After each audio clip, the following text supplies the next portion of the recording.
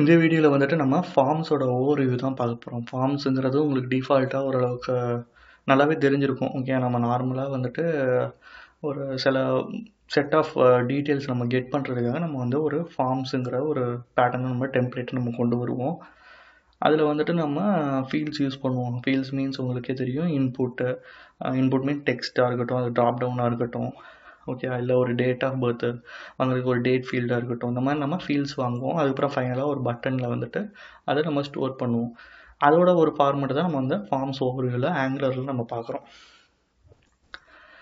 Okay, இதில் வந்து பார்த்திங்கன்னா 2 டைப் ஆஃப் ஃபார்ம்ஸ் இருக்குது. என்னென்னா டெம்ப்ளேட் ட்ரைவன் ஒன்று, அதுக்கப்புறம் ரியாக்டிவ்னு சொல்லிட்டு 2 டைப் ஆஃப் ஃபார்ம்ஸாக நம்ம வந்து யூஸ் பண்ணுவோம்.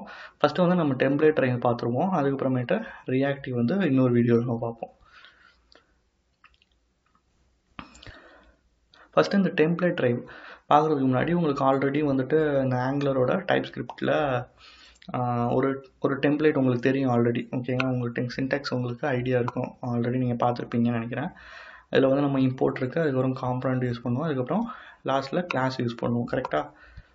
ஓகே, இப்போ அது வந்து நம்ம ஒரு டாஸ்க் பேஸ் பண்ணி தானே பார்த்துட்ருக்கோம். அவங்க கொடுக்குற டாஸ்க் பேஸ் பண்ணி பார்க்குறோம். இதை நான் ஆல்ரெடி ரிவீல் பண்ணிட்டேன். பிகாஸ் வந்து அவங்களோட சர்வர் அப்பப்போ ஸ்லோவாகிறனால நான் ரிவீல் பண்ணி ஒரு ஸ்க்ரீனாக செட் பண்ணிட்டேன். நான் உங்களுக்கு வந்து என்னென்ன பண்ணியிருக்கோன்னு நம்ம சொல்கிறேன். அப்படி ஒன்று பண்ணிடுவோம்னா, ஃபஸ்ட்டு இதில் வந்து என்னென்னா இந்த இது நியூவாக ஆட் பண்ணியிருக்கு. ஓகே, அந்த ஃபார்ம் மாடியூல்னு சொல்லிட்டு ஒரு இதை நம்ம இம்போர்ட் பண்ணியிருக்கோம் நியூவாக. அதுதான் வந்து இந்த செகண்டில் சொல்லியிருப்பாங்க. ஃபார்ம் மாடியூல்னு சொல்லிட்டு வந்து அதை வந்து நீங்கள் இம்போர்ட் பண்ணுங்கள் அப்படிங்கிறத சொல்லியிருப்பாங்க. இந்த ஃபார்ம் மாடியூல் எதுக்கு அப்படின்னா, இதில் நம்ம ஃபார்ம்ஸுங்கிறதோட சேர்த்து இந்த ஃபார்ம்ஸ்குள்ளே வந்துட்டு வேல்யூவை ஒரு இதுலேருந்து இன்னொரு இதுக்கு எப்படி பைண்ட் பண்ணுறது அப்படிங்கிறதையும் சேர்த்து தான் பார்க்க போகிறோம். அந்த பைண்ட் பண்ணுறதுக்காக யூஸ் பண்ணுறது தான் இந்த ஃபார்ம் மாடியூல்னு சொல்லிட்டு ஒரு காம்பனண்ட்டு. அது வந்து /angular/forms கெட் பண்ணுது.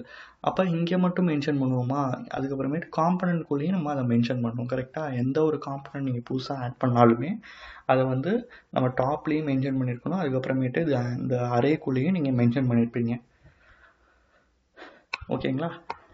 ஃபஸ்ட்டு ஒன்றில் பார்த்தீங்கன்னா ஆல்ரெடி வந்து லேபிள் இருந்துச்சு, லேபிள் மட்டும்தான் இருந்துச்சு, இன்புட் கிடையாது. இந்த ஃபஸ்ட்டு இதில் வந்துட்டு இன்புட் ஃபீல்டை ஆட் பண்ண சொல்லியிருப்பாங்க.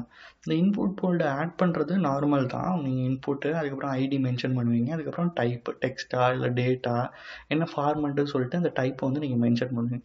இதில் என்ன அப்படின்னா, இந்த லேபிளில் பார்த்தீங்கன்னா ஃபார்ம்னு சொல்லிட்டு ஒரு ஆட்ரிபியூட்டும், இங்கே இன்புட்டில் நம்ம ஐடியும் நம்ம ஒரு ஆட்ரிபியூட்டாக நம்ம வச்சுருக்கோம். பட் இந்த 2 நேமுமே ஒன்று தான் வச்சுருக்கோம். இது எதுக்கு வச்சுருக்கோம் அப்படின்னா, எதுக்காக நம்ம கொடுக்குறோம் அப்படின்னா 2 ரீசனுக்காக. ஃபஸ்ட்டு ஒன்று வந்து வேலிடேஷன். வேலிடேஷனை பார்க்கும்போது இது எதுக்கு கொடுத்துருக்கோம்னு இன்னும் டீட்டெயிலாக உங்களுக்கு புரியும். செகண்ட் ஒன்று வந்துட்டு code maintainable. Code maintainable means இப்போ நீங்கள் வந்து இந்த நேமும் இதுக்கே கொடுக்கும் போது என்ன ஆகும்னா, இது ஒரு 10 லைனு ஒரு 10 to 15 லைன்ஸ் தான் இருக்குது அப்படிங்கிற போது அந்த டிஃப்ரென்ஸ் பெருசாக அண்டர்ஸ்டாண்ட் ஆகாது. பட் இதுவே ஒரு 2000-3000 லைன்ஸ் இருக்குது, நீங்கள் அதை டைப் பண்ணியிருக்கீங்க, இதுக்கு ஃப்ரேம் ஒர்க்குன்னு கொடுத்துருக்கீங்க, இதுக்கு வந்துட்டு ஏதோ ஒரு நேம் கொடுத்துருக்கீங்க, ஃப்ரேம் ஒர்க்குன்னு இல்லாமல் வேறு நேம் கொடுத்துருக்கீங்க. நீங்கள் ஒரு கம்பெனியில் ரெடி ஆகிட்டீங்க, இன்னொருத்தர் வராங்க அப்படிங்கிற போது அங்கே அந்த கோடே வந்துட்டு பார்க்குறதுக்கு நல்லா இருக்காது. பிகாஸ் இதுக்கு ரிலேட்டடான இது தானே, எதுக்கு வந்து சம்மந்தம் இல்லாத கொடுத்துருக்கிறது அப்படிங்கிறது இன்னொரு ரீசனாக இருக்கும். ஓகே, இதுக்கு இதே கொடுக்கும் போது இதுக்கான லேபிள் தான் இதுக்கு இன்புட் அப்படின்னு ஒரு ஈஸி அண்டர்ஸ்டாண்டிங்காக இருக்கும். அதனால தான் வந்துட்டு இந்த நேமிங் கொடுக்குற போது நம்ம வந்து பார்த்து கொடுக்கணும், ஒரு ரீசனபிளாக இருக்கணும் அதுக்கு. ஓகே, அந்த நேம் கொடுக்கும் போது அப்போ தான் வந்துட்டு நம்ம வந்துட்டு ஒரு 2000-3000 லைன் கோட் இருக்கும் போது ஏதோ ஒரு இஷ்யூ வருதுன்னா நம்ம சீக்கிரம் அதை ரிசால்வ் பண்ண முடியும் சர்ச் பண்ணி. ஓகே, அதுக்கான ரிலேட்டடான நேமை வைக்கும் போது அது வந்து கோடுன்னு இல்லை, நீங்கள் ஒரு டேட்டா பேஸ் சைடாக இருக்கட்டும், ஒரு டேபிள் க்ரியேட் பண்ணுறது, ஒரு ஸ்டோர் ப்ரொசீஜர் க்ரியேட், ஒரு ட்ரிகர் க்ரியேட், எல்லாமே வந்துட்டு ஒரு நேமிங் வந்து ப்ராப்பராக வைக்கும் போது, ஒரு ஸ்ட்ரக்சர் மெயின்டைன் பண்ணும் போது அதை வந்து ரொம்பவே நீட்டாக இருக்கும். அதெல்லாம் வந்து அதுக்காகவும் ஒரு ரீசனாக தான் இது வைக்கிறது. கரெக்டுங்களா? இதெல்லாம் இன்புட்டு, அதுக்கு நேம் செட் பண்ணியாச்சு லேபிள்குள்ளே. ஓகே, அண்ட் தேர்ட் ஒன்னில் தான் என்னென்னா, இப்போ இதில் இன்னுமே ஃபார்ம் டேக் நம்ம எங்கேயுமே யூஸ் பண்ணல. நெக்ஸ்ட் வீடியோவில் நீங்கள் பார்க்கும்போது நான் ஃபார்ம் டேக்ஸ் வந்து யூஸ் பண்ணியிருப்பேன். ஃபார்ம் டேக் எங்கே வரும்னா இந்த டெம்ப்ளேட்டுக்கு கீழே வரும். ஓகே, இது இங்கே தானே இந்த டிசைன் ஸ்டார்ட் ஆகுது. இந்த டிசைன் இந்த டேக்ஸ்க்கு வெளியில் வந்துட்டு ஃபார்ம்ஸ் உங்களுக்கு வரும். நெக்ஸ்ட் வீடியோவில் நீங்கள் பார்த்தீங்கன்னா அது க்ரியேட் பண்ணுவேன். இப்போதைக்கு வந்து இதில் பைண்டிங்கோட தான் நம்ம ஸ்டார்ட் பண்ணுறோம்.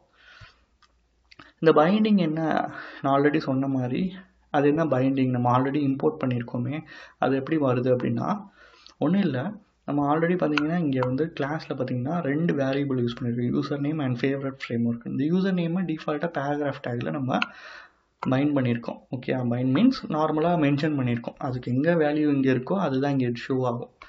ஓகே, அந்த மாதிரி டபுள் ப்ரேஸ் யூஸ் பண்ணி நம்ம இந்த ப்ரேஸ்க்கு என்ன நேம்ங்கிறதும் நாங்கள் ஆல்ரெடி முன்னாடி வீடியோவில் நீங்கள் பார்த்துருந்தீங்கன்னா அது சொல்லியிருப்பேன். அதே மாதிரி தான் இங்கே ஃபேவரட் ஃப்ரேம் ஒர்க்கும் அதே மாதிரி இங்கே மென்ஷன் பண்ணியிருக்கோம். பட் ஆனால் இதை வந்து சேஞ்ச் பண்ணணும். இப்போ நான் வந்து இது ப்ரோக்ராமேட்டிக்கலாக ரன் டைமில் எனக்கு சேஞ்ச் ஆகணும் அப்படின்னா நான் என்ன பண்ணுவேன்னா ng மாடல்னு சொல்லிட்டு ஒரு பைண்டை நான் யூஸ் பண்ணுறேன். அதுக்கான இதுதான் வந்துட்டு நான் இங்கே காம்பனண்ட்டை வந்து இம்போர்ட் பண்ணியிருக்கேன், ஃபார்ம்ஸ் மாடியூல் அப்படின்னு சொல்லிட்டு. இந்த ng மாடலில் இதுதான் அதோட சின்டாக்ஸ். இந்த மாதிரி ஓப்பன் க்ளோஸ் ப்ராக்கெட்ஸ் யூஸ் பண்ணி அந்த வேரியபிளை இங்கே நான் மென்ஷன் பண்ணிட்டேன். இப்போ என்ன நடக்கும் அப்படின்னா இங்கே நான் டைப் பண்ணுறேன் அப்படின்னா இங்கே தானே நான் மென்ஷன் பண்ணியிருக்கேன் இந்த young tech favourite frame work அப்படின்னு. அதுக்கப்புறம் தான் இந்த ஃபேவரட் ஃப்ரேம் ஒர்க்கோட அந்த வேரியபிள் ஸ்டார்ட் ஆகுது. அங்கே தான் வந்து உங்களுக்கு அந்த ரன் டைம்லேயே வந்துட்டு உங்களுக்கு இங்கே டைப் பண்ணுறது அங்கேயும் போகுது, பைண்ட் பண்ணுறீங்க. ஓகே, ஒரு 2-3 இடத்துல நான் வந்து தனித்தனியாக பண்ணுறதுக்கு எனக்கு 2-3 இடத்துலையும் ஒரே மாதிரி தான் வேணும். அப்படிங்கிற போது நான் வந்து இதை வந்து நான் பைண்ட் பண்ணுறேன். அதுக்கு தான் வந்து நான் ng மாடல் யூஸ் பண்ணுறேன். அதுக்கு தான் வந்து நான் வந்து இம்போர்ட் பண்ணியிருக்கேன். ஓகே, கிளாஸஸை வந்து நான் இம்போர்ட் பண்ணியிருக்கேன். இந்த வீடியோவில் அவ்வளோதான். நெக்ஸ்ட் வீடியோவில் வந்துட்டு இது வந்து நம்ம எப்படி வந்து கெட் பண்ணுறது, ஒரு பட்டன் மூலயமா எப்படி வந்து கெட் பண்ணுறதுங்கிறத நெக்ஸ்ட் வீடியோவில் பார்ப்போம். நெக்ஸ்ட் வீடியோ என்னது, getting form control values. Okay, அந்த ஃபார்ம்லேருந்து எப்படி வந்துட்டு நம்ம வேல்யூஸை கெட் பண்ணுறதுங்கிறத நம்ம நெக்ஸ்ட் வீடியோவில் பார்ப்போம். தேங்க்ஸ்.